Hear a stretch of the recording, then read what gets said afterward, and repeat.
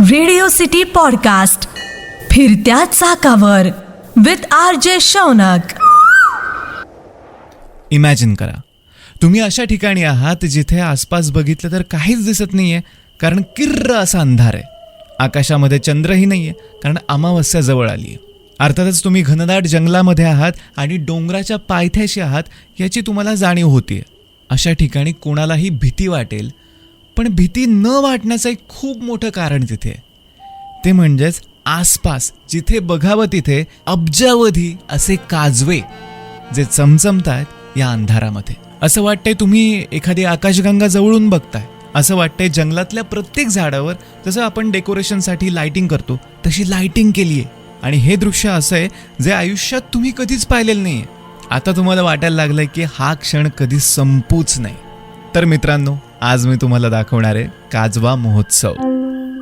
नमस्कार, मी RJ शौनक आणि मी आत्तापर्यंत काजवा महोत्सव 3 ते 4 वेळा पाहिलाय.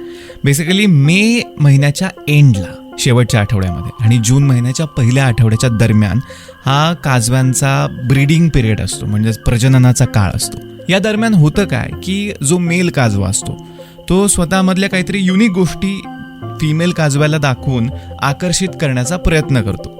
आणि ही युनिक गोष्ट कुठली आहे सगळ्यांना माहिती आहे, काजव्यांमध्ये लाईट लागतो, म्हणूनच त्यांना फायरफ्लाईज म्हणतात इंग्लिशमध्ये.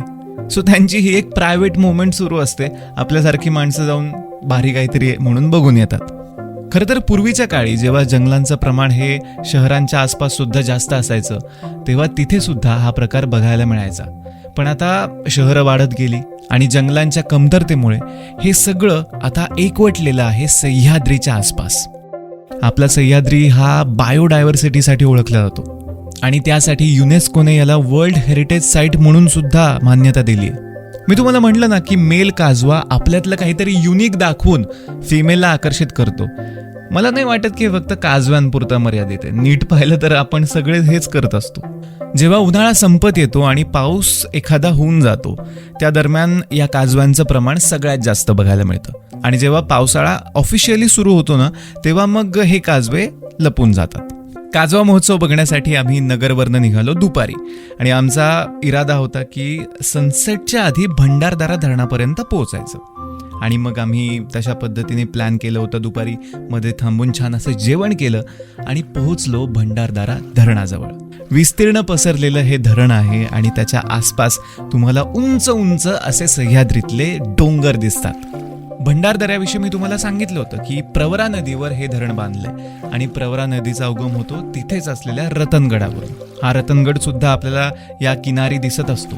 आपल्याला कळसुबाई दिसत असतो, अलंग मदन कुलंग दिसत असतो आणि अनेक आसपासचे डोंगर दिसत असतात. लहानपणी जेव्हा चित्र काढायला सांगायचं आपल्याला तेव्हा आपण कसं चित्र काढायचो, एक असा तलाव आहे, डोंगर आहे, डोंगरांमधनं असा सूर्य मावळतोय किंवा उगवतोय. तर परफेक्ट असं चित्र तुम्हाला तिथे सनसेटला दिसतं. आणि हा अनुभव घेता घेता छान असा चहा हातामध्ये असतो, पोहे सुद्धा असतात आणि आपण स्वतःचा विचार करायला लागतो. आपल्याला वाटत असतं ना आपण रोजच्या आयुष्यामध्ये आपण किती भारी आहेत, आपण किती काम करतो, आपण किती हे आहेत, आपण ते आहेत. पण जेव्हा अशा निसर्गाच्या ठिकाणी आपण येतो ना तेव्हा आपल्याला कळतं की यार आपण काहीच नाही आहेत, आपण एकदम छोटेसे आहोत या निसर्गासमोर. याची जाणीव आपल्याला तिथे होते आणि आपला इगो हळूहळू जायला लागतो. भंडारदरा धरण इतकं सुंदर आहे ना, तिथे सनसेटच्या दरम्यान तुम्ही बोटिंग सुद्धा करू शकता. आणि बोटिंग करता करता तुम्हाला छान ते पाणी दिसतं, डोंगरांमध्ये तुम्ही आहात, सूर्य मावळतोय. एक अशी भारी फोटोजेनिक फिलिंग देऊन जातं. 3-4 रील्स शूट करून घेतला मी तिथे. सूर्य मावळला आणि मग पुन्हा आम्ही कॅम्प साईटला आलो. कॅम्प साईटला जेवणाची तयारी सुरू होती. अनेक जण गप्पा मारत होते आणि आम्ही सुद्धा त्या गप्पांमध्ये सामील झालो. गप्पा होत्या की आपलं शहरी लाईफ आणि इकडचं जे लाईफ आहे त्याबद्दल. तिथे तुमच्या फोनला नेटवर्क नसतं, त्याच्यामुळे तुम्ही पूर्णपणे डिस्कनेक्टेड असता बाहेरच्या जगापासून. तुम्ही तिथे पूर्णपणे इन्व्हॉल्व होऊ शकता आणि ती सगळ्यात बेस्ट गोष्ट आहे नेटवर्क नसण्याची. तुमच्या आयुष्यात कितीही काहीही प्रॉब्लेम असो पण तिथे आल्यावर तुम्ही प्रेझेंट मोमेंट मध्ये जगायला शिकता. गप्पा सुरू असताना जेवण तयार झालं आणि काय जेवण होतं, आहा, एक नंबर, अस्सल असं गावरान जेवण. त्याच्यामध्ये त्याच एरियामध्ये उगवलेला असा तांदूळ, त्याचा भात केलेला होता ज्याची चव एक नंबर असते मित्रांनो. ज्वारीच्या अशा जबरदस्त भाकऱ्या होत्या आणि त्यासोबत पिठलं आणि कोपऱ्यात होता ठेचा. आहा, भारीच. मस्त जेवण केलं आणि आता खरी सुरुवात होणार होती. काजवा महोत्सवाला आपण येतो तेव्हा या सगळ्या गोष्टींचा आनंद आपण घेतोच, पण ऍक्च्युअल काजवा महोत्सव बघायला जेव्हा सुरुवात होते ना, तेव्हा काही इन्स्ट्रक्शन्स लक्षात ठेवलेच पाहिजेत. सगळ्यात पहिली गोष्ट, आवाज करू नका यार. कारण जंगली प्राणी पक्षी हे बिचारे त्यांचं जगत असतात. आपण जाऊन त्यांना डिस्टर्ब तरी ऍटलिस्ट नको करायला. एकदम शांततेमध्ये जा. आणि महत्वाची गोष्ट, काजव्यांना फरक एकाच गोष्टीचा पडतो, तो म्हणजे एक्सटर्नल असा लाईट. तुमच्या फोनचा, बॅटरीचा कुठलाच लाईट तिथे वापरू नका, त्याच्यामुळे त्यांच्यावर परिणाम होतो. अजून एक गोष्ट म्हणजे परफ्युम्स, डिओज या गोष्टींचा वापर सुद्धा जंगलामध्ये जाताना करायचा नसतो. असं म्हणतात की यामुळे जंगली प्राण्यांना त्रास होऊ शकतो किंवा ते तुमच्याकडे आकर्षितही होऊ शकतात. सो तसं न झालेलंच बरं. जंगलामध्ये हळूहळू ट्रेक सुरू झाला. मित्रांनो, सुरुवातीला मी जे वर्णन केलं ना, त्याची आता सुरुवात होते. तुम्ही जिथे पाहाल तिथे तुम्हाला फक्त काजवेच दिसतात.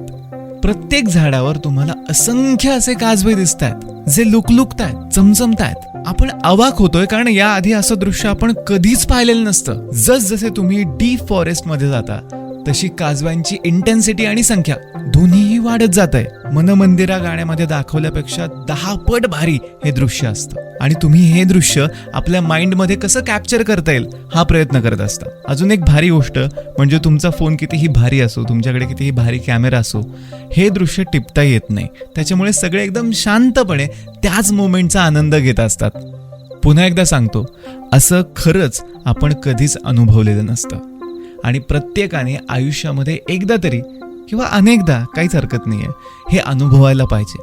आपल्याला कळतं की आपल्या मंडे टू फ्रायडे किंवा मंडे टू सॅटर्डेच्या लाईफमध्ये आपण एवढे गुंतून गेलो ना की असं काहीतरी आहे ज्याच्यामुळे आपल्याला थोडंसं शांत फील होईल. ते अनुभवलंच पाहिजे. आणि अजून एक गोष्ट आपल्याला कळते की सह्याद्रीमध्ये किंवा निसर्गामध्ये राहिल्याने आपल्यापेक्षा पण काहीतरी भारी आहे याच्यावर आपला विश्वास बसतो. सगळ्यांनी काजवा महोत्सव नक्की अनुभवा. RJ Shaunak signing off. Radio City podcast फिरत्या चाकावर विथ आरजे शौनक.